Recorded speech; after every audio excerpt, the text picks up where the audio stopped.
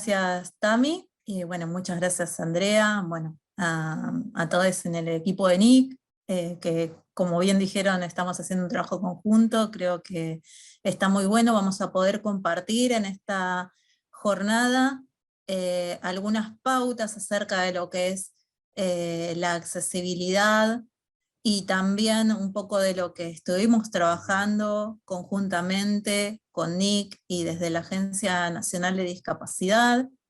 Es algo que quizás les va a dejar muchas preguntas, les va a dejar también muchas cosas por conocer, y esperemos que también muchos conocimientos, y desde ya les agradecemos su tiempo, el interés y el que estén esta tarde compartiendo con nosotros.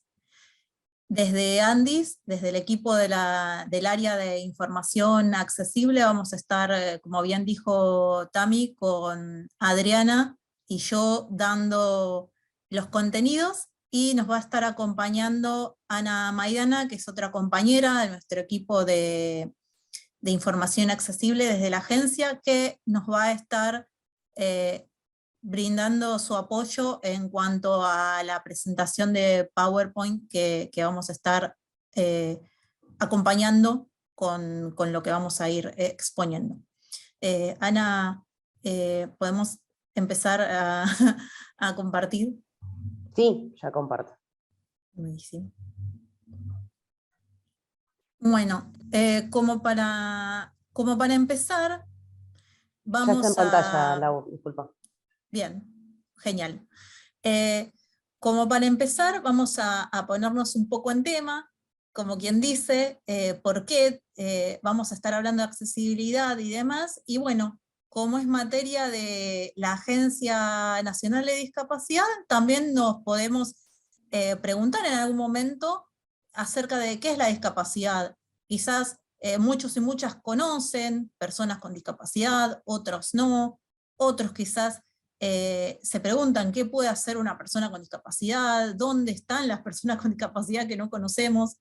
Y empecemos por lo más simple, que es dar una definición. La definición con la cual trabajamos y articulamos nuestros trabajos desde la agencia, y este trabajo que estamos haciendo con NIC, es la que proviene de la Convención sobre los Derechos de las Personas con Discapacidad. Hablamos de discapacidad como una condición que es fruto de las deficiencias, así las llama la Convención, las deficiencias que podemos tener las personas y la interacción de esas condiciones con el entorno, con actitudes, con barreras, pueden ser barreras, como dijimos, actitudinales, barreras comunicacionales. Lo que se suele asociar con las barreras que tenemos las personas con discapacidad son las barreras físicas en cuanto a lo edilicio, a no tener una rampa, pero va más allá de eso, la interacción que hay en cuanto a la discapacidad. O sea, no es algo meramente biológico, no es solamente yo, por ejemplo, y Adri también, somos personas ciegas. Como hubiera dicho tranquilamente una amiga que tenemos en común, que lo dijo así con bastante sorna: si a mí me ponen un contenido inaccesible en una web cuando yo estoy usando mi lector de pantalla, me vuelven doblemente ciega, porque yo no veo por una cuestión física, pero tampoco voy a acceder a ese contenido por esa barrera, en ese caso. Y claramente hacemos esta introducción para poder empezar con todo lo que es nuestros contenidos, y ahora le doy el paso a Adri, que va a explicar un poquito más. Bien, buenas tardes a todos. Verifico que todos se escuchen. Y le agradezco la posibilidad de compartir con todos ustedes esta capacitación. Bien, continuando con la definición de discapacidad, y queriendo como ver la evolución de este concepto para poder entender cómo hemos llegado hasta donde estamos hoy, porque es un camino que vale la pena reconocer. Vamos a hablar de tres modelos principales que han caracterizado a la discapacidad. En un primer momento, en la antigüedad clásica y hasta muy avanzada nuestra historia, el modelo era de tipo, el modelo era un modelo que llamamos de prescindencia. ¿Qué quiere decir esto? Se consideraba que las personas con discapacidad eran individuos prescindibles en tanto no eran útiles a la sociedad y por cuanto no iban, su discapacidad era fruto de un castigo divino y de allí la justificación religiosa, digamos, había habido una falta cometida por la familia o por el entorno cercano y esa persona estaba recibiendo un castigo divino y en algunos casos para la ciencia también el supuesto era eugenésico, es decir, si no sirve porque desde el punto de vista científico es un ser humano que está por debajo del funcionamiento de los demás, es prescindible. Por eso se llama modelo de prescindencia. Allí, digamos, las personas con discapacidad estaban completamente excluidas y marginadas de todos los contextos y ámbitos sociales y estaban restringidos a la mendicidad, al confinamiento en sus hogares, a ser escondidos por sus familias y eran motivo de vergüenza. Esto en el modelo de prescindencia. Después, a partir del siglo XVIII y hasta la primera mitad del siglo XX, o pasada la primera mitad del siglo XX, podemos hablar de que se pasó a un modelo médico. Como su nombre lo indica, este modelo está sobre todo enfocado en el aspecto médico de la discapacidad. En el aspecto biológico se centra principalmente en las deficiencias del individuo que ocasionan la discapacidad. Se enfoca en presupuestos de tipo científico y opera con un modelo obviamente médico rehabilitador en el que la persona en función de esa deficiencia, y hacemos énfasis en esta palabra, o de esa patología que le impide funcionar como el resto bajo cánones de normalidad, debe ser rehabilitada e insertada en la sociedad.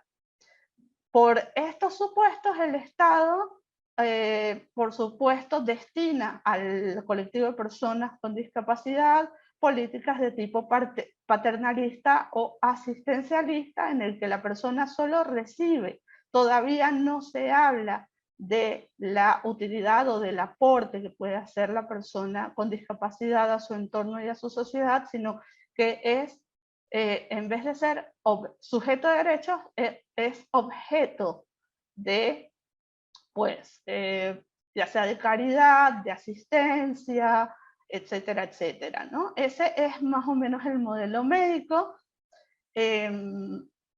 Y a partir de este modelo, pues por supuesto también podemos pensar en que las personas con discapacidad, si bien empiezan a tener acceso a distintos ámbitos como el educativo, el laboral, el social, a la participación política, etcétera, siempre esta participación se daba como sujetos pasivos, como receptores y no como entes activos. Esta perspectiva cambia a partir de los años 60 del siglo XX con la aparición del modelo social de la discapacidad, que es el modelo en el que todavía estamos trabajando y es un modelo que está en permanente construcción. Este modelo surge a partir de la participación de personas con discapacidades que en Europa, específicamente en Inglaterra, y también algunos movimientos de personas con discapacidad en Estados Unidos, empiezan a reclamar por la vulneración de sus derechos y empiezan a ser sujetos activos de un cambio de paradigma que era necesario que empezara a darse. Y de allí la frase consigna que de algún modo identifica al movimiento: nada para nosotros sin nosotros. Este modelo social parte de la perspectiva de que si bien la discapacidad tiene un componente biológico, físico, pues también está intervenida por factores de índole psicológica y, por supuesto, por factores de índole social.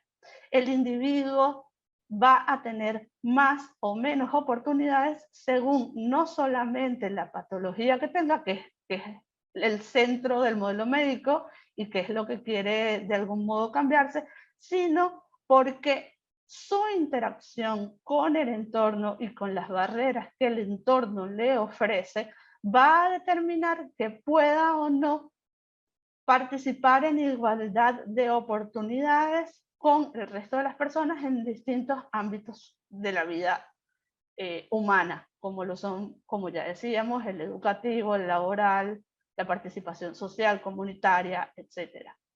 En este modelo se parte del supuesto de la integración o de supuestos de tipo social, se apunta a entender a la persona con discapacidad desde una perspectiva de diversidad como parte de la diversidad humana. El enfoque se da también desde la atención pensada desde el diseño universal y por supuesto se pone el foco en las habilidades, en las potencialidades de la persona con discapacidad y en el hecho de que ésta también debe ser sujeto de derecho y participante activa de pues, los distintos ámbitos de la vida a los que pertenece. Por supuesto, hay mucho todavía por trabajar. Este modelo, como les dije hace un momento, está en permanente construcción. Seguimos trabajando. Estos modelos de algún modo están coexistiendo porque todavía en muchas sociedades, muchas personas, ya sea por desconocimiento, por falta de acceso a la información, por falta de oportunidades de cambio o incluso por resistencia al cambio en algunos casos, siguen teniendo esquemas de pensamiento que corresponden con los otros modelos. Todavía incluso encontramos en el comportamiento de nuestras sociedades huellas del modelo de prescindencia, por ejemplo, que parecería haber sido desterrado y aún podemos encontrar gente que nos diga: tú eres ciega porque seguramente tu mamá cometió un pecado mortal, por poner un ejemplo, ¿verdad?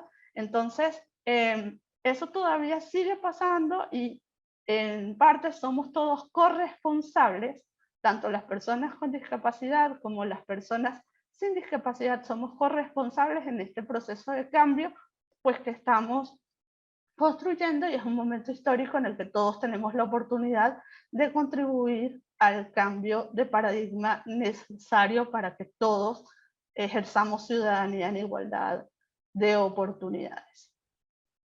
Ahora vamos a seguir revisando un poquito estos conceptos y le doy la palabra a Lau para que continúe. Bueno, pensemos un poco de qué hablamos. Justamente aquí se relacionan un poco dos conceptos que queríamos trabajar con Adri a lo largo de esta charla. ¿De qué hablamos cuando hablamos de diseño universal, por ejemplo, ¿no? Y es el concepto que tenemos que tener en claro para poder empezar a hablar de accesibilidad, ¿no? Cuando hablamos de diseño universal, estamos pensando en una forma de planificar que tiene en cuenta a la mayor cantidad de destinatarios posibles. Voy a tener en cuenta, cuando yo diseñe mi producto, mi servicio, mi comunicación, mi política pública, mi espacio, mi evento, voy a tener en mente a la mayor cantidad de personas con la mayor cantidad de características y sus necesidades presentes al momento de planificar. Entonces eso me va a permitir trabajar con menos, que no se me escape tanto el hecho de que alguien pueda quedar afuera, ¿no? Para decirlo como simple. Y trabajando con diseño universal vamos a tener justamente más posibilidades, porque no podemos decir todas siempre, vamos a tener que ajustar un poquito, porque el mayor universo de destinatarios posibles no implica a todos, siempre vamos a tener que ajustar un poquito, pero vamos a tener más posibilidades de hablar de que hemos trabajado en pos de la accesibilidad. Hay un micrófono abierto, por favor, si se puede cerrar. Y si hablamos de accesibilidad, estamos pensando en un derecho más. Estamos pensando en ese derecho que permite hacernos con otros derechos. El derecho digamos, a tener contenidos accesibles nos permite desenvolvernos en la educación, nos permite desenvolvernos en la salud. Si sabemos lo que el profesional, el médico, la doctora nos va a hacer en la práctica médica, tenemos información de modo accesible, también estamos pudiendo decidir si queremos que esa práctica nos la hagan o no. El hecho de tener, no solamente, como les decía en la otra intervención, una rampa va a decidir si yo hago mi cumpleaños en un determinado café o no, porque quizás algún amigo o alguna amiga se queda fuera. La accesibilidad, de hecho, está considerado un derecho, inclusive en la Convención Interamericana de Adultos Mayores. Entonces imagínense que puede significar como principio rector de la Convención sobre los Derechos de las Personas con Discapacidad, y es una precondición para que los demás derechos, como decía, se puedan dar, que se materialice la posibilidad de que tengamos condiciones equitativas y que se pueda respetar la diferencia que hay entre todas las personas y que no todas necesitamos lo mismo. Entonces, se tiene que entender que debe haber múltiples formas de accesibilidad para que todos y todas podamos acceder a los diferentes ámbitos sociales, que podamos participar, como les decía, de la educación, del esparcimiento, de la información, y en este caso, bueno, hablando de lo que son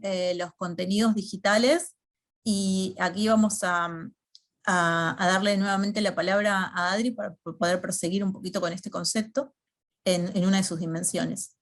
Bien. En este sentido, siguiendo con la noción de accesibilidad, pensemos ahora en la accesibilidad comunicacional, que es un concepto que tiene que ver con las herramientas, ajustes y o apoyos que tienden a garantizar el derecho a la información y a la comunicación de todas las personas con discapacidad. ¿Esto qué significa? Que evidentemente hay herramientas o pautas que debemos seguir para poder garantizar una comunicación más efectiva y sobre todo el derecho a la información que tenemos todas y todos como seres humanos, y que en el caso de las personas con discapacidad puede estar limitado en función de nuestras diferentes discapacidades. Por poner ejemplos, yo soy una persona ciega que no puede leer el periódico. Si no hay otra fuente de información que me permita conocer las noticias o que haga que ese periódico esté accesible, por ejemplo, la versión web de ese periódico, yo no me voy a enterar de qué pasó en mi comunidad, en mi país o en el mundo. Un ejemplo que podríamos poner in situ es la situación que comentaba también al principio de que lamentablemente en esta charla no contamos con intérprete de lengua de señas.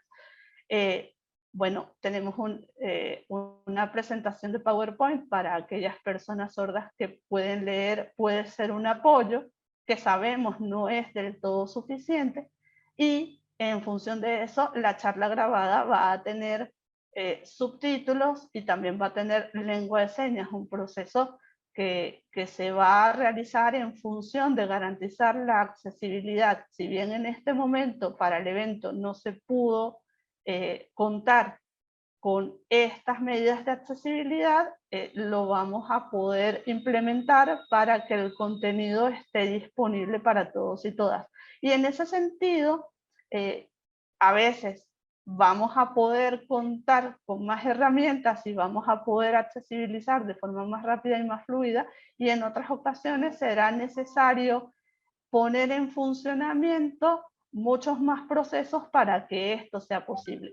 ¿Cuál es la meta? Poder generar que estas herramientas de accesibilidad sean cada vez más parte de nuestras dinámicas cotidianas, que no sean acontecimientos aislados, que no sean pues situaciones que hay que prever y que de pronto no se dan, y que entonces lleguemos a la charla y no encontremos al intérprete, sino que, que las organizaciones comprendan que deben tener su propio equipo de intérpretes, que las publicaciones puedan capaz salir en sistema braille. Podría ser que estemos pensando en un mundo todavía inalcanzable. Puede que sí, pero lo estamos construyendo, y eso es lo que debemos seguir haciendo. Y en la medida, y también por eso esta charla, en la medida en que informemos sobre las necesidades concretas que tenemos como personas con discapacidad y sobre las formas en que podemos ir generando accesibilidad, esto va a ser posible y cada vez menos complejo de llevar a cabo. Ahora vamos a hacer un poco el foco sobre el lenguaje o la terminología que debemos utilizar cuando nos referimos a personas con discapacidad. Porque parte del cambio del paradigma con el modelo social, como veníamos hablando, es también el cambio de paradigma en el lenguaje.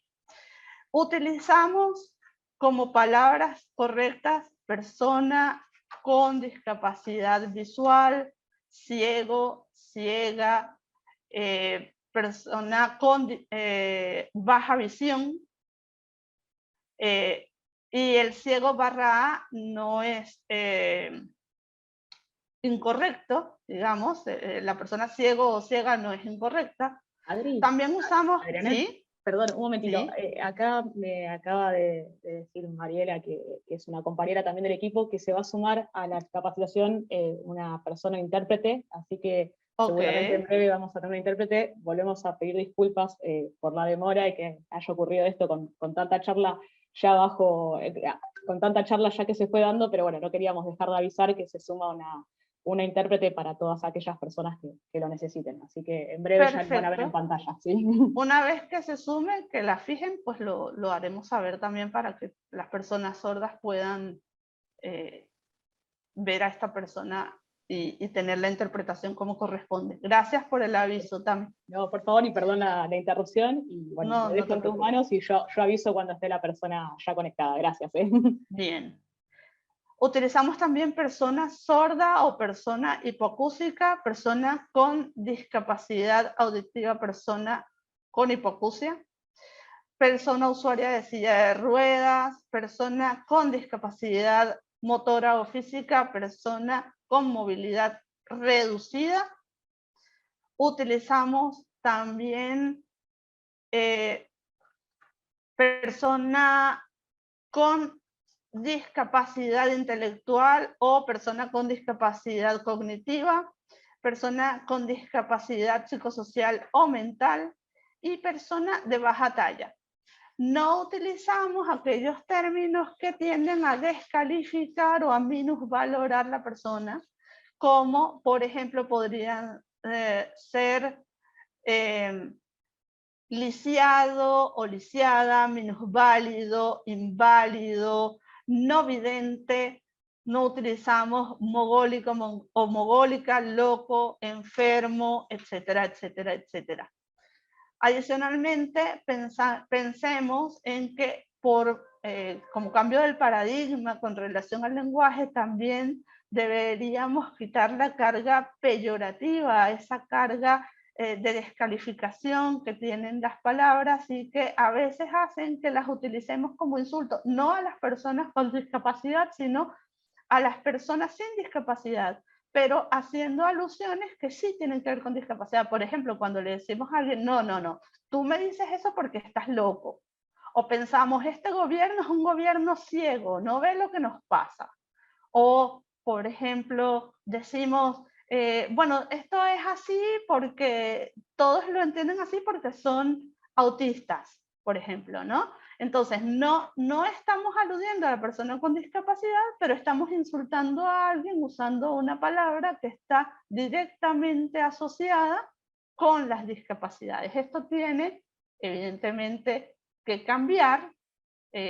Debemos entender que las personas con discapacidad y los términos que utilizamos para referirnos a ellas pues deben ser utilizados con respeto, que no debemos utilizar eufemismos para referirnos a las personas con discapacidad, esto de no vidente o no oyente, por ejemplo, ¿no? Es una persona sorda o una persona ciega, y siempre haciendo énfasis en la calidad humana de ese individuo con discapacidad. Es una persona, es un ser humano antes que cualquier otra cosa, y en función de esa humanidad, pues la discapacidad viene a ser una condición más que le acompaña, que de algún modo genera formas de vivir que pueden ser diferentes, pero es parte de la diversidad humana. Lau. Bueno, aquí, dado todo este marco que nos expuso Adri, vamos a empezar a hablar de lo que es la producción de materiales digitales accesibles, que es lo que nos ocupa hoy.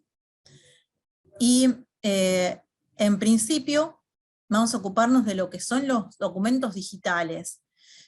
Cuando hablamos de documentos digitales, obviamente vamos a estar trabajando con documentos que contienen textos, que contienen gráficos, que pueden contener dibujos, que pueden contener imágenes.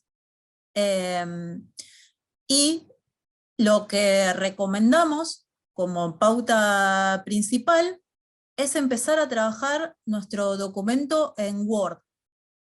Y es para poder empezar a ponerle determinadas instancias de accesibilidad, como ser el tema de la edición, poder empezar a trabajar en edición. Muchas veces lo que hemos tenido es bastante resistencia cuando hemos hablado, especialmente con diseñadores y demás, que muchas veces pretenden hacer todo directamente con programas de ilustración, con programas de diseño, y lamentablemente no hay una forma de poder incorporar todas esas cuestiones si previamente no lo trabajamos en un procesador de texto donde las podamos ir modificando y afianzando para luego tener nuestro PDF accesible.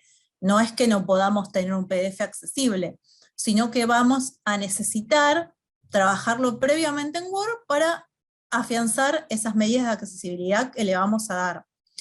Por ejemplo, como primera instancia, tenemos que elegir como fuentes recomendadas, las que mencionamos son las de Palo Seco o sans serif, porque son fuentes que no tienen remates, que son más nítidas para poder leerlas, no tienen tanto firulete, y también es importante pensar en el tamaño de esas fuentes.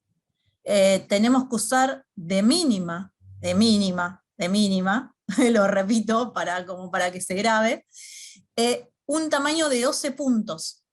A veces vemos materiales, ¿no?, que tienen esa letra comprimida, chiquitita, que no solamente dificulta a personas con discapacidad el poder leerlas, la dificulta a muchas personas, a muchos sectores. Algo que queremos también recordar es que la accesibilidad nos da derecho a muchos sectores de la población, no solamente a las personas con discapacidad. Bueno, espero no estar hablando tan rápido para las personas que están tomando el tema de la transcripción de la charla en el mientras que tengamos nuestra intérprete. Volviendo al tema del tamaño de los caracteres de la tipografía, como decía, el tamaño óptimo es el de 14, sería del tamaño mínimo, el óptimo sería de 14 puntos. Si quisiéramos hacer algo en macrotipo ya tenemos que pensar en 16 o más. Tenemos que pensar también en cómo vamos a disponer ese texto. Tenemos que pensar en un formato horizontal, en un interlineado de 1,5 líneas, pensar en una alineación hacia la izquierda, no justificar el texto. Tampoco debemos cortar palabras, tampoco digamos que no vayan cortadas palabras de una línea hacia la otra. Debemos también pensar en lo que es la organización del texto, pensar en que las columnas no son recomendables porque podrían llegar a generar dificultades en la lectura, también por un hecho de que si no sabemos tabular bien las columnas, nos va a suceder que al interactuar con un lector de pantalla, que es una tecnología asistiva, es un software que utilizamos las personas con discapacidad visual, en particular más las personas ciegas, pero hay algunas personas con baja visión que quizás su resto visual no les permite ver la pantalla y van a precisar de utilizarlo, y como la lectura del lector de pantalla es lineal, van a tener dificultades al momento de poder hacer esa lectura, les va a producir bastante ruido. También es importante insertar las tablas, no dibujarlas, por esto mismo, por una cuestión de poder respetar que el lector de pantalla lea esa tabla de forma secuencial, de forma lineal, y que lo va a hacer cuando tengamos una tabla regular, y que esa tabla esté insertada, que nos lo permite una misma herramienta de Word, en vez de dibujarla. Si la dibujamos, los datos nos los va a leer sueltos, no nos va a indicar que estamos dentro de una tabla. Esos datos los vamos a tener que hacer el esfuerzo de hacer la correlación cuando los estemos escuchando, y es mejor poder valernos de esta herramienta que tiene Word, el insertar tabla, para poder hacer de nuestro contenido algo más amigable. También nos da la posibilidad Word de trabajar con texto alternativo. ¿Y qué es el texto alternativo? Es la posibilidad que tenemos de insertar una descripción, ya sea ilustrativa, ya sea informativa, para que una persona con discapacidad visual que se vale de un lector de pantalla pueda tener esa información, esa informe ilustrativa. Por ejemplo, estamos trabajando un documento que tiene que ver con una revista para preadolescentes, por ejemplo, ¿no? Alguna de las cosas que nos ha tocado colaborar con otros organismos desde la agencia, ¿no? Una revista para preadolescentes que habla de educación sexual integral. Entonces se ilustran adolescentes en distintas situaciones, adolescentes con distintos looks. Siempre tiene que ser una descripción concisa, concreta, que vaya al hecho. Mucho detalle también marea, entonces tenemos que darle información justa. Por ejemplo, decir, no sé, cuestiones que tengan que ver con lo que le interesa a la persona de esa imagen. Por ejemplo, tenemos un gráfico de torta, entonces vamos a poder expresar los porcentajes y qué mide, qué estadísticas nos está mostrando. Podemos también describir nuestro producto, tenemos prendas, por ejemplo, suéteres de distintos tipos, de distintos colores, de distintos talles, lo podemos describir con ese texto alternativo, o podemos dar informaciones, por ejemplo, es un gran aliado el texto alternativo para explicitar lo que hay en un flyer, por ejemplo, ¿no? Otro elemento importantísimo a la hora de hacer documentos es ponerles un nombre de referencia. Si nosotros tenemos descargables en nuestros sitios o en cualquier lado que los vayamos a compartir, pongámosles un nombre de referencia que no tengan todos esos numeritos extraños, porque vamos a facilitar no solamente a usuarios y usuarias con discapacidad el poder ubicar ese documento una vez que lo bajen, sino a todas y todos los destinatarios que tenga nuestro sitio, nuestra red, al momento de ubicar ese descargable, por ejemplo, ¿no? Pensemos también en otro elemento importante al momento de diseñar nuestros materiales, nuestros documentos accesibles, que es en lo que es el contraste de colores, la combinación de colores. Tenemos que seguir unas determinadas pautas, que es el favorecer la legibilidad de nuestro material, ya sea un documento, ya sea una presentación, una pieza gráfica de un flyer, ya sea un PowerPoint, que también lo vamos a ver brevemente, porque sigue como las mismas pautas que estamos analizando, y tenemos que pensar en fondos lisos, en fondos no brillosos, en respetar justamente ese contraste. Por ejemplo, podemos pensar en un fondo blanco o amarillo, y después pensar en un texto con letras negras, por ejemplo, un ejemplo de buen contraste que proporciona una posibilidad a la persona de distinguir lo que está leyendo. Y, por ejemplo, tenemos que evitar usar textos sobre imágenes. ¿Por qué? Porque vamos a lograr con eso que se confunda ese contraste que teníamos que lograr. Tenemos que ver que compite el mensaje de esa imagen con lo que es el texto. Entonces no vamos a tener ni el contraste con el texto, porque el fondo va a tener muchos colores si tenemos una imagen, y además vamos a perder también el impacto de esa imagen. Vamos a perder la posibilidad de hacer trabajar a esos dos mensajes, el registro de el texto y también el registro de lo que es la imagen en sí. Vamos a tener perdido esa ventaja, el poder comunicar de ambas maneras, el poder respetar también una disposición que nos permita visualizar tanto textos como imágenes. También podemos dar algunos contrastes posibles, que podemos mostrar aquí una pequeña guía, por ejemplo,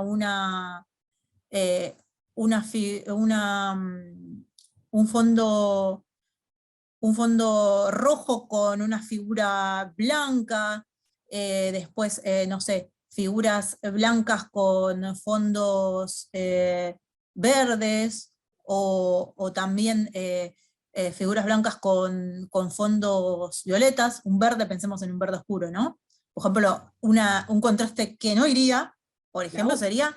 ¿Lau? sí. Perdona sí. que te interrumpa. se está sumando la intérprete. Ágata, buenas tardes. Bueno, no sé si ya estás como preparada, se está acomodando.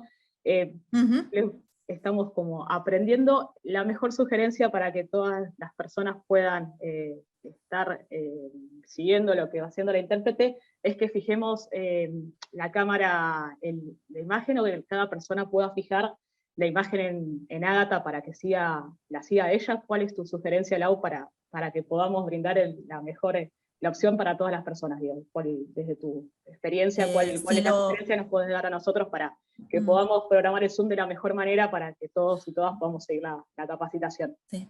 Si puede ser, si la podemos fijar desde acá, desde nosotros, fíjate si la podemos fijar para que ella quede ahí destacada, si la podemos destacar en realidad desde nuestro Zoom, para ver si le facilitamos y bueno, y que las personas también puedan ubicarla mejor. No sé si... Buenísimo, ahí ya lo trabajamos nosotros desde la configuración. Ágata, con el nombre de Ágata van a encontrar a la intérprete, y ya en breve se está terminando de acomodar, y bueno, agradecemos de nuevo que se haya sumado y que esté con nosotros en esta capacitación, y disculpa, Lau, la interrupción, pero no quería dejar de decirlo. Así que bueno, se está terminando de acomodar y ya en breve se suma, y bueno, nada, si querés continuar con lo que estabas exponiendo, y disculpa la interrupción de nuevo. No hay problema. Bueno, como les decía, hay posibles formas de contrastar. Ahí tenemos un pequeño listado de las posibles combinaciones. Hay otras, por supuesto, de colores que podemos utilizar, y siempre pensemos en nosotros como usuarios también, ¿no? Bueno, en mi caso no, porque bueno, yo no veo, pero pensemos, hay un gran ejemplo que seguramente si hay diseñadores, programadores, en algún momento van a tener la posibilidad en otros ciclos que vamos a hacer con Nick de escucharlo, y de escucharla también quizás a otra compañera. Bueno, compañero Miguel de informática de Andis ha dado un buen ejemplo que a mí me parece buenísimo para graficar la importancia de los contrastes, que es el hecho de que a veces puede ser que no estemos en un mismo dispositivo siempre viendo el contenido, ¿no? Que podemos tener ese contenido en una computadora o en un celular, y no sé, por ahí justo estamos cerca de una ventana donde nos da la luz, y si tenemos un contenido donde hay un fondo blanco y unas letras amarillas claritas, y básicamente no lo vamos a ver ni siquiera cuando no tengamos discapacidad visual, vamos a tener mucha dificultad de leerlo. Entonces, el hecho de pensar en los contrastes correctos también va a facilitar no solamente a las personas con discapacidad visual, sino a todos y todas, a personas adultas mayores, a nosotros o cualquiera que tenga ese contenido en una situación donde las condiciones de verlo no son las ideales, por ejemplo, el reflejo sobre la pantalla, por ejemplo. Y otra cuestión a tener en cuenta cuando trabajamos contenidos con contrastes es poder pensar en si vamos a trabajar con tonos grisáceos, poder elegir valores que al momento de usar un modo noche, un modo oscuro, sean detectables, porque si no también vamos a dificultar a una persona con baja visión que esté utilizando un modo oscuro, y nosotros hicimos un trabajo con estas tonalidades grisáceas y demás. Tenemos que tener en cuenta que posiblemente al momento de modificar el modo en el dispositivo, a alguna persona le vaya a dificultar la legibilidad de ese material. Entonces tenemos que tener en cuenta eso también. Vamos a pasar a mostrarles algunos ejemplos de contraste correcto e incorrecto que tenemos. Tenemos dos pares de imágenes. Tenemos hacia la izquierda de la pantalla dos imágenes que tienen que ver con el monumento a la bandera Y hay 2 trabajos hechos en esa imagen. Hay un uso incorrecto de ese contenido que nos habla de unas letras que están sobre el cielo celeste claro, unas letras blancas.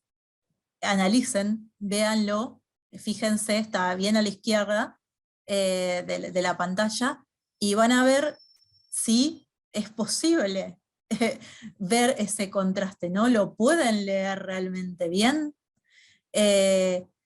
Y también hay un problema con los logos de Argentina Unida y Agencia Nacional de Discapacidad, que se van a confundir justamente con los grises del monumento. Entonces, ¿cómo lo resolvemos? Al lado de esa imagen está, por su parte, la versión correcta de ese ejemplo.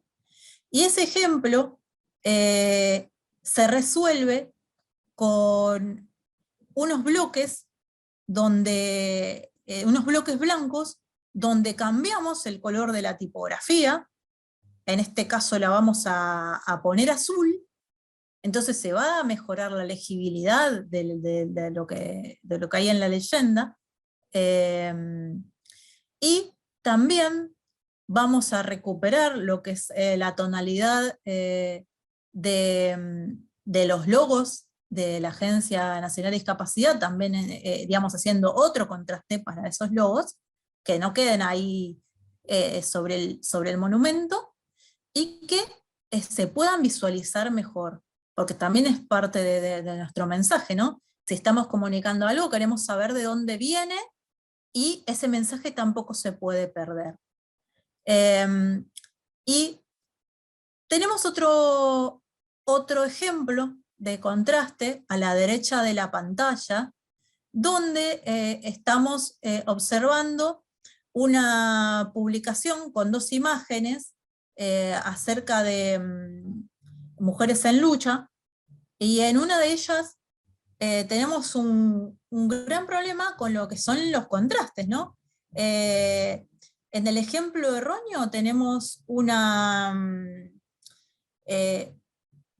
color muy brilloso, un amarillo muy, muy brilloso, y también con unas letras que tampoco se pueden distinguir muy bien, unas letras blancas, justo en el fondo amarillo, y encima brilloso, encima que dificulta justamente esa legibilidad que les comentaba, ¿no? Entonces, lo que se resuelve al momento de trabajar esa imagen es bajarle esa brillosidad al amarillo, porque si no tenemos que tener un fondo más opaco para poder hacer más nítidas, si queremos conservar esos tonos, ¿no? Para hacer más nítidas nuestra publicación, vamos a tener que bajarle la brillosidad a ese fondo para que sea más legible, y lograr justamente que nuestro material se pueda apreciar, ¿no? Luego, digamos, en los comentarios quizás van a poder decirnos si estos ejemplos se entendieron, si pueden apreciar realmente lo que les estamos comentando. Inclusive también se trabaja con lo que son los logos de Andis, que también se ponen en otro fondo para que se puedan apreciar, y vean lo importante de lo que son... Perdón, Sí. una nueva interrupción. Ya está Ágata con nosotros acá en la capacitación, para que ya lo sepas. Ella es de Señas en Acción, así que también se suma a la charla y ya está siguiendo tu presentación también. Era para avisarte eso nada más. Gracias y disculpa la interrupción. Gracias, Ágata. Voy a tratar de no hacerte correr. Otra instancia que tenemos que llegar cuando estamos trabajando en nuestros documentos, ahora pasando del tema de los contrastes, es el guardado de nuestro documento. Entonces, una vez que trabajamos nuestro documento, lo trabajamos con el texto alternativo, insertamos las tablas y no las dibujamos, también alineamos nuestro texto a la izquierda, lo pusimos con su correspondiente tipografía en 12 puntos, sin serifas, sin remates, una tipografía palo seco, sans serif. Una vez que tenemos todas estas condiciones, trabajamos bien nuestros contrastes, por supuesto, lo podemos poner a guardar en Word para poder seguir haciendo modificaciones, para tener nuestra copia y poder trabajar sobre ella. Pero también podemos elegir guardarla, aparte de nuestra copia en Word, en PDF. Y esto nos va a dar la posibilidad de verificar en más opciones cuando lo guardemos en formato PDF, ver si están activadas las etiquetas de accesibilidad que nos van a permitir exportar como corresponde el material. Entonces, todo lo que trabajamos en ese Word con esas pautas de accesibilidad se va a exportar una vez que tengamos verificadas esas etiquetas de accesibilidad. También es importante hablar de otro formato para lograr accesibilidad comunicacional, que es lo que nos ocupa hoy, y es el lenguaje claro. No sé si escucharon en algún momento hablar de esta adaptación, pero si hablamos de lenguaje claro, estamos pensando en una forma de escribir y de hablar que va destinada a un público amplio, a toda la ciudadanía, y nos permite hacerlo de una forma más entendible, más sencilla, más simple, lo cual no quiere decir en ningún momento que vayamos a perder contenido, sino que tenemos que aprender a comunicar de una forma donde nuestro mensaje llegue a más personas, ¿no? Tenemos que tener en cuenta, por ejemplo, el usar palabras de uso frecuente, pensar en los destinatarios que vamos a tener, en los destinatarios previos, qué conocimiento tienen acerca de lo que vamos a comunicar. Disculpas, es la cuestión de la virtualidad, si se escuchan ruidos. También no solamente podemos usar el texto para comunicar, también va a ser importante el ver cómo hacemos la ubicación de nuestras imágenes en ese texto. Las imágenes no tienen que distraer, tienen que aportar, y también tienen que estar ubicadas de tal manera que no entorpezcan al texto. Justamente acá nos viene bien esto de no trabajar texto sobre imagen, ¿no? Porque si no vamos a generar también una confusión. El poder hacer un relato lineal, el poder hacer una secuencia en lo que contamos, ir desde el antecedente a lo actual, no ir y volver, por ejemplo, usar oraciones cortas, usar también explicaciones cuando a veces hay cosas que quizás sean un poco más complejas de entender.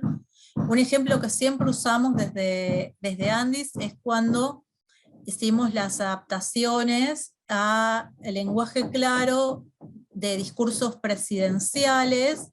Entonces, en su momento estaba la palabra protocolo, que ahora todos y todas hemos escuchado en algún momento hablar de protocolo, pero en su momento para algunas personas quizás era una palabra rara, Entonces teníamos que definirlo, teníamos que hablar de un conjunto de reglas que todos y todas nos ponemos de acuerdo para seguir ante una determinada situación. Por ejemplo, un protocolo de limpieza, hablar de las reglas que seguimos todos y todas para mantener la higiene, por ejemplo, ¿no?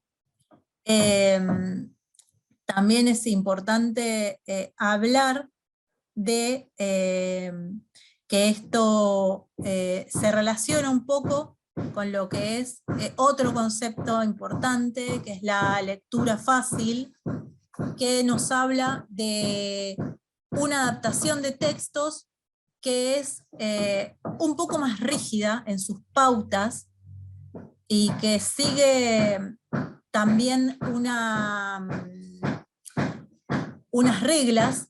Hay desde la alineación de los textos, de cuántos caracteres se va a redactar el texto por línea, justamente de hablar de lo que es la cantidad de palabras, desde lo que es las explicaciones para determinados conceptos de cómo usar las imágenes, el usar una frase con sujeto, verbo, objeto, para que la persona pueda entender, y también de la validación por usuarios, en general, personas con discapacidad intelectual, porque cuando hablamos de lectura fácil estamos hablando de un formato que es más específico, que nos va a permitir comunicar a personas que tienen dificultades de comprensión lectora, que tienen discapacidad intelectual.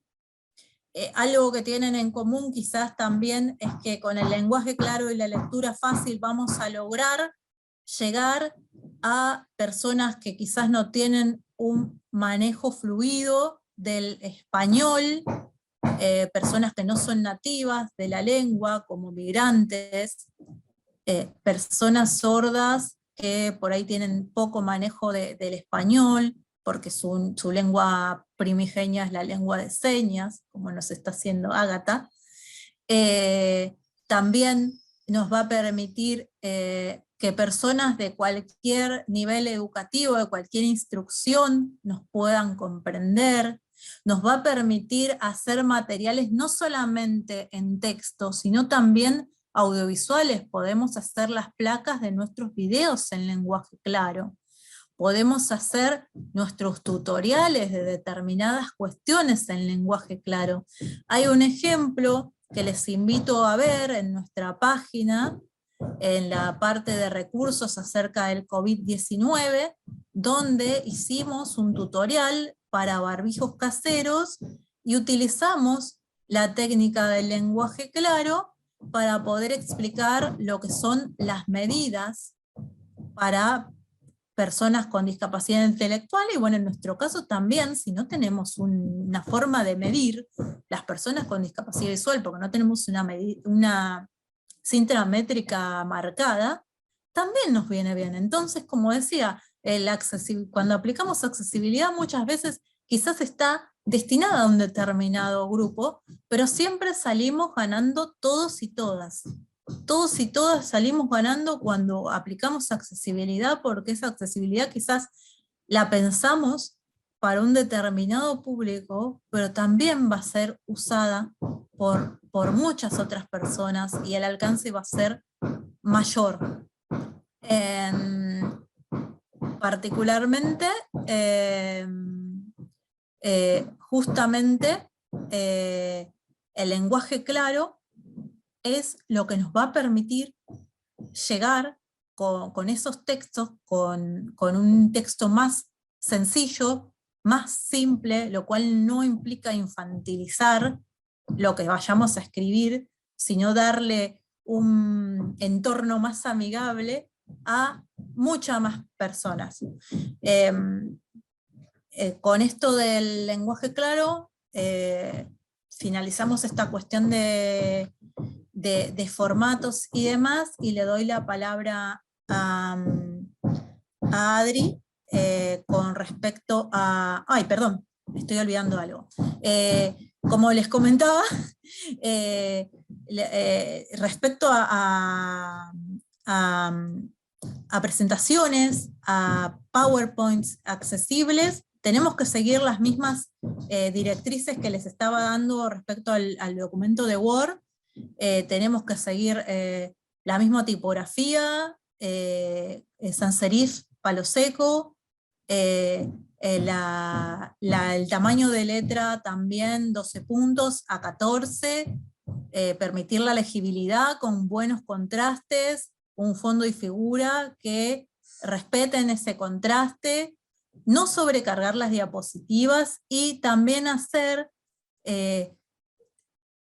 contenidos que en lo posible incluyan texto alternativo, porque justamente ahí estaba viendo que por ejemplo se pregunta a veces en las charlas cuando tenemos presentaciones y demás, si vamos a tener disponibles los Power y demás. Bueno, para tener disponibles los Power y demás, es recomendable también que hagamos una versión que incluya formas de accesibilidad para poder compartir y que ese Power sea usado por la mayoría de destinatarios posibles. Bueno, disculpas por este desorden, pero bueno, estamos así en la cuestión de virtualidad y a veces suceden estas cosas, pero ahora sí le doy paso a Adri, que nos va a hablar de los lectores de pantalla. Bien. Hablando de contenidos digitales accesibles, por supuesto que todo esto que vimos con relación a documentos es trasladable a lo que son nuestras páginas o nuestros sitios. Evidentemente la accesibilidad está en poder trasladar muchas de estas pautas a nuestro quehacer en cuanto a, por ejemplo, el tema de la combinación de colores para los contrastes, el cómo organizar la información, el cómo hacer nuestros materiales, si vamos a proveer contenidos como documentos informativos o de entretenimiento en formatos como el PDF, pues que esto sea lo más accesible posible. Lau habló y a lo largo de la charla, Lau y yo hemos mencionado varias veces los lectores de pantalla y nos parece que vale la pena profundizar un poco en qué son los lectores de pantalla para aquellas personas que puedan no conocerlos, independientemente de que los vayan a utilizar o no en algún momento, ya sea para hacer pruebas de sus sitios o porque conocen a alguna persona con discapacidad visual a la que se lo podrían recomendar, etcétera, etcétera. ¿Qué son los lectores de pantalla? Son softwares que están presentes, ya sea porque vienen de fábrica o porque se instalan en diferentes dispositivos con los que interactuamos actualmente, como pueden ser las computadoras, los celulares, las tablets, etcétera, etcétera. Un ejemplo de estos lectores de pantalla son, por ejemplo, el NVDA, que es un software que funciona con Windows y que es un software libre, el VoiceOver, que está presente en los dispositivos de la marca de la manzanita, y por ejemplo en los celulares con Android, el Talkback es uno de los más utilizados, por darles algunos nombres.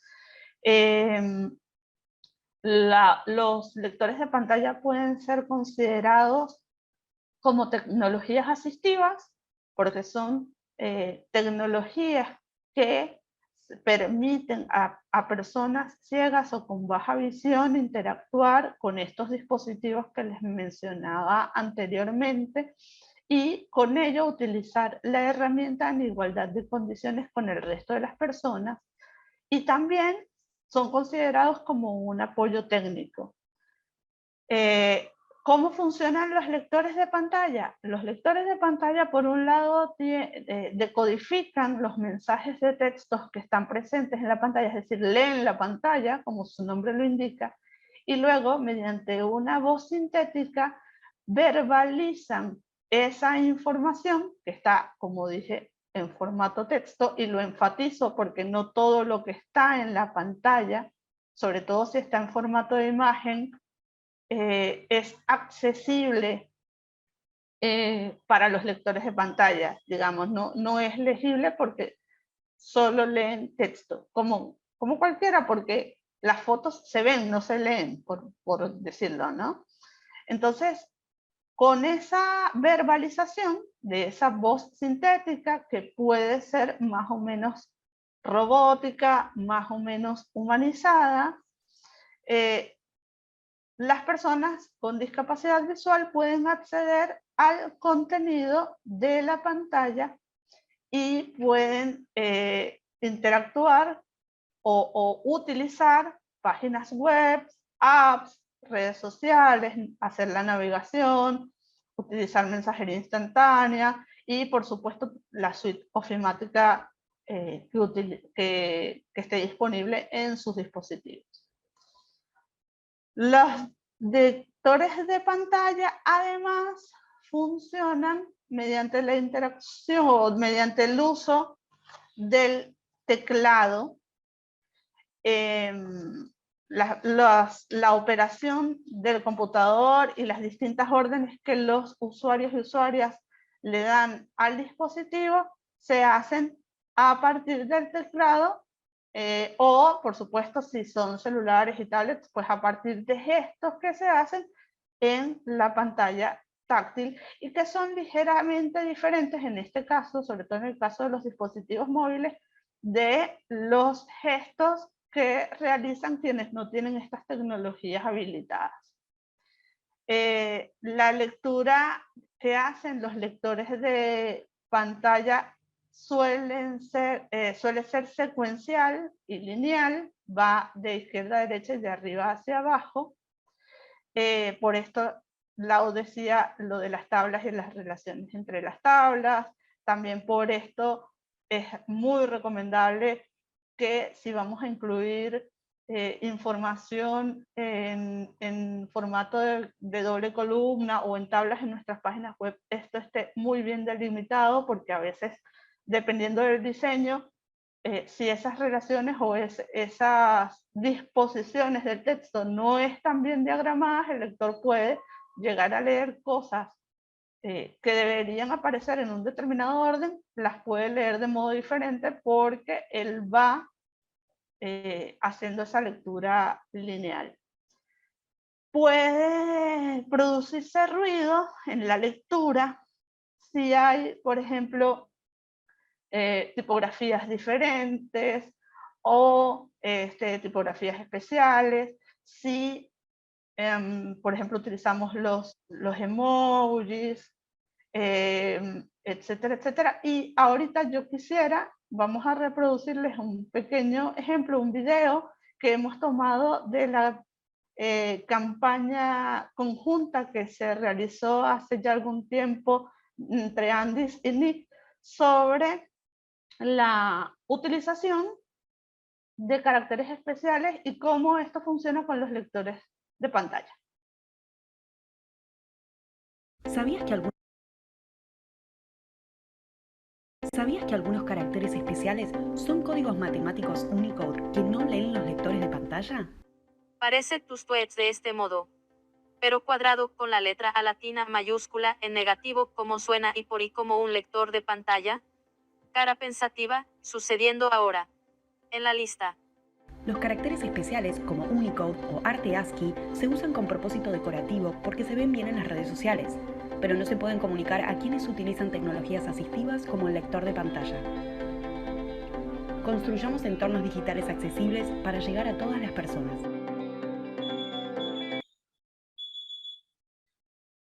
Bien.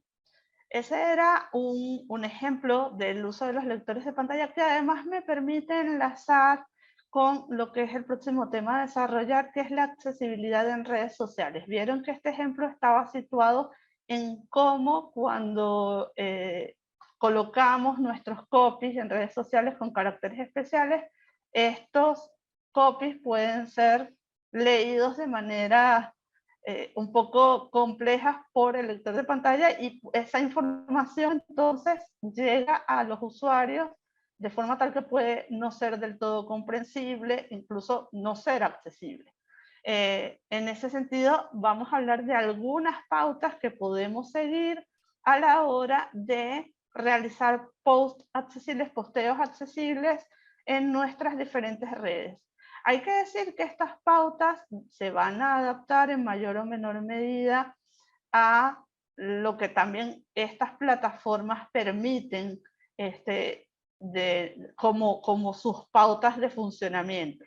Por ejemplo, una red social como Twitter tiene un número de caracteres específico, un límite de caracteres que no se puede rebasar para hacer nuestros copy, por ejemplo. Y esto va a determinar el cómo vamos a elaborarlos, y a lo mejor allí pues se ve un poco comprometido el hecho de hacerlas accesibles. Siempre es posible que con un poco de ingenio pues logremos sortear estas dificultades. Las historias de Instagram definitivamente no son accesibles, y ante eso nuestra respuesta, tanto personal como desde lo institucional, es: no porque una plataforma no sea del todo accesible debe dejar de ser utilizada, entendiendo que hay distintas audiencias. En todo caso, lo que sí debemos es cerciorarnos de que la información que colocamos en las stories de Instagram pues esté disponible en alguna otra red social, ya sea personal o de nuestra organización o de nuestro sitio web, para que las personas con discapacidad puedan acceder por allí a esa información y pues formen parte de esa otra audiencia que también tiene la información disponible. Vamos a repasar un poco las pautas generales para hacer posteos accesibles. Pensemos en que los posteos suelen tener dos aspectos importantes. Uno es el copy. El copy es el mensaje escrito que nosotros posteamos, y lo otro son los elementos multimedia que forman parte de ese mensaje y que suelen acompañar al copy, ya sean piezas gráficas o ya sean audios o videos. Vamos a hablar del copy. En principio, redactar el copy utilizando frases cortas y concretas, en las que manejemos la estructura sujeto, verbo, predicado o complementos, para que sea comprensible, siempre llevando una secuencialidad temporal, como lo indican, por ejemplo, las pautas del lenguaje claro, utilizando palabras de uso frecuente, expresando nuestras ideas de forma ordenada. Esa es la redacción del copy.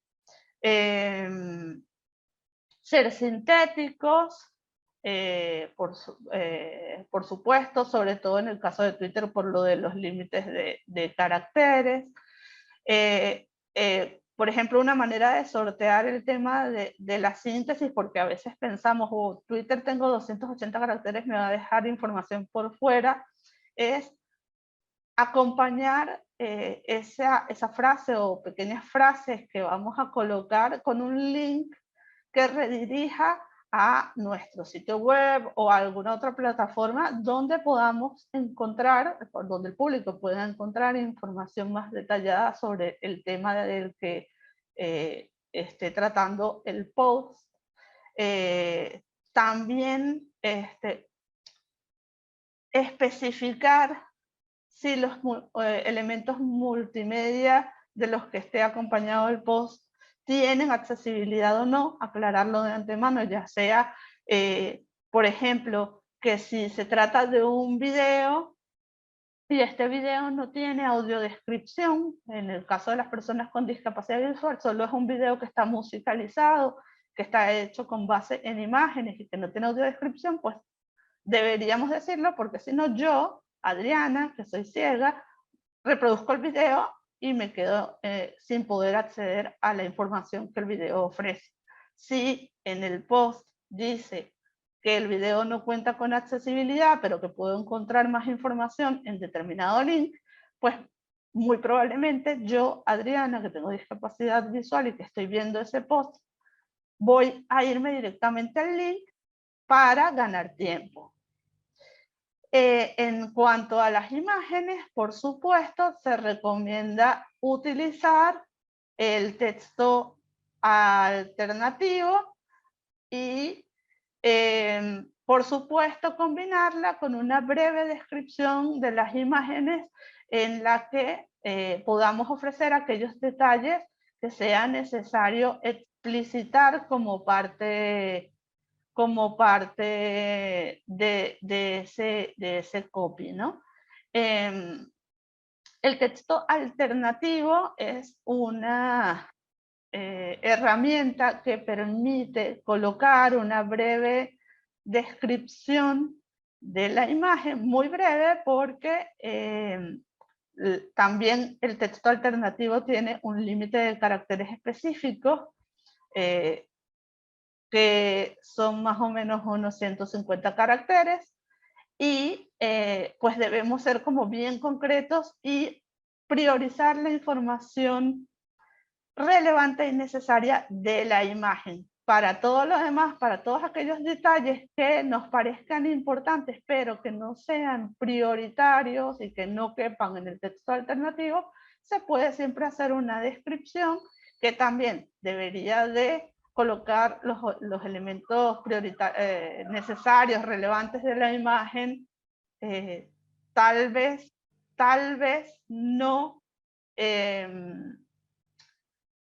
no haciendo foco en características de tipo subjetivo como la ropa que lleva la gente o el color de fondo del flyer, si se tratara de un flyer, sino aquellos elementos que van a aportar a la información que está en el post.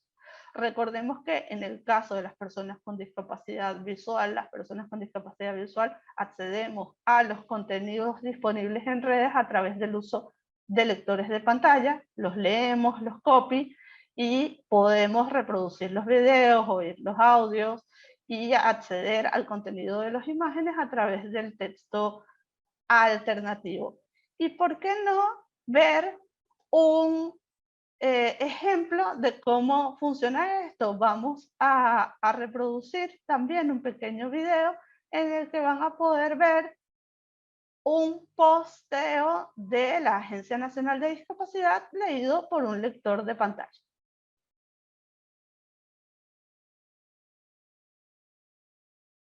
Volver. Publicación de foto del perfil. Botón. Agencia Nacional de Discapacidad. Agencia Nacional de Discapacidad. Hace 20 horas. Público.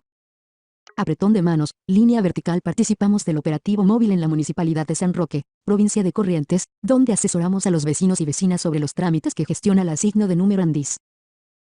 Signo de número ANDIS. Enlace. Foto. En la imagen se ve a una mujer y a un hombre. La mujer tiene una remera negra y está utilizando barbijo. El hombre utiliza gorra y está sosteniendo un papel como en sus manos. Botón. Adulta. Foto. En la imagen, en primer plano, se ve un banner de color blanco y naranja donde se lee, San Roque, Secretaria de Desarrollo Social. De fondo se ve el puesto de atención al público de la ANDIS montado en el operativo de San Roque, Corrientes. Botón. Foto. En la imagen se ve dos mujeres del equipo de ANDIS atendiendo en uno de los puestos de atención al público en el operativo realizado en San Roque, provincia de Corrientes. Botón. Foto. En la imagen se ven varios de los puestos de atención al público montados en el operativo de San Roque, Corrientes. Se observa a los vecinos y las vecinas que se acercaron a asesorarse. Botón. Me gusta. Botón. Comentar. Botón. Compartir. Botón. Grabación de pantalla en Q. Como ven, en este caso, la voz del lector de pantalla es una voz con tonos más humanizados. Algunos tienen una pronunciación, pueden tener alguna pronunciación de acuerdo con la velocidad con la que se los configure. Algunas cosas podrían, a primera oída, sobre todo para quien no está acostumbrado, podría ser un poco raro al principio, pero esta es la forma en que se leen, y como ven, todas las fotos tienen texto alternativo, un texto que describe a grandes rasgos lo que es necesario saber de esas imágenes que acompañan al posteo. Como vieron en el posteo, por ejemplo, ahí incluso se usan emojis, el texto está organizado de manera muy sintética, o sea, respondiendo a todas las pautas que hemos comentado, ¿ok? En este caso no fue necesario colocar una descripción más extensa de las imágenes porque con el texto alternativo fue suficiente. En algunos otros casos será necesario sí hacer la descripción. En el caso de las imágenes decorativas o imágenes que no aporten información al texto, pues podemos dejar el texto alternativo vacío y el lector de pantalla no va a detectar la imagen. Esto solo en el caso de que la imagen sea absolutamente decorativa y no aporte a nuestro posteo. ¿Ok? El uso de emojis, que de hecho en este último ejemplo se pudo ver que había unas manitas levantadas. Una de las recomendaciones que hacemos es que no se usen de modo muy abundante o de forma indiscriminada, porque pueden generar ruido en la lectura. Es mucho más recomendable procurar usarlos de manera moderada y colocarlos ubicarlos dentro del texto de forma tal que no interrumpan las frases, como por ejemplo en el posteo anterior, que las manitas estaban al principio del posteo y no generaban interrupción de las oraciones, etcétera, ¿no? Con esto de los emojis vamos también a ver un ejemplo para que vean cómo funciona. Este ejemplo también es una de las campañas conjuntas realizadas entre NIC Argentina y la Agencia Nacional de Discapacidad. ¿Sabés cómo lee los emojis un lector de pantalla? Se vienen las fiestas brindis con copas, muñeco de nieve, sin nieve, serpentina, bola de confeti, árbol de Navidad, regalo envuelto, y ya estás pensando, cara pensativa en plato. Cuchillo y tenedor, carne con hueso, ensalada verde, botella descorchándose, copa de vino, cara sonriente haciéndose el visco, con la lengua afuera, cara sonriente haciéndose el visco, con la lengua afuera, cara sonriente haciéndose el visco, con la lengua afuera, cara sonriente haciéndose el visco, con la lengua afuera, mujer bailando, tono de piel claro, mujer bailando, tono de piel oscuro, hombre que baila, tono de piel medio oscuro, hace 12 minutos. Usemos los emojis con moderación. Si los ubicamos al final de la oración, favorecen la lectura y la comprensión del mensaje. Construyamos entornos digitales accesibles para llegar a todas las personas.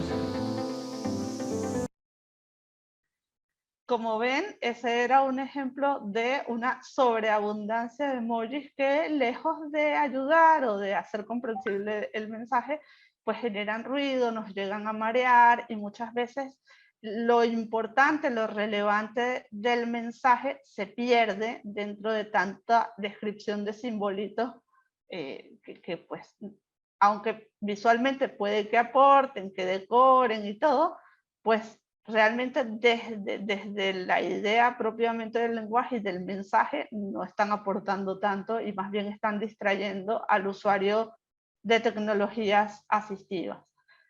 Pues con esto concluimos esta charla. En mi nombre y en el nombre de la U les damos las gracias en el nombre de la Agencia Nacional de Discapacidad del área de accesibilidad comunicacional,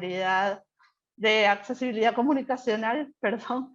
Les damos las gracias y agradecemos por supuesto a NIC Argentina por la oportunidad de compartir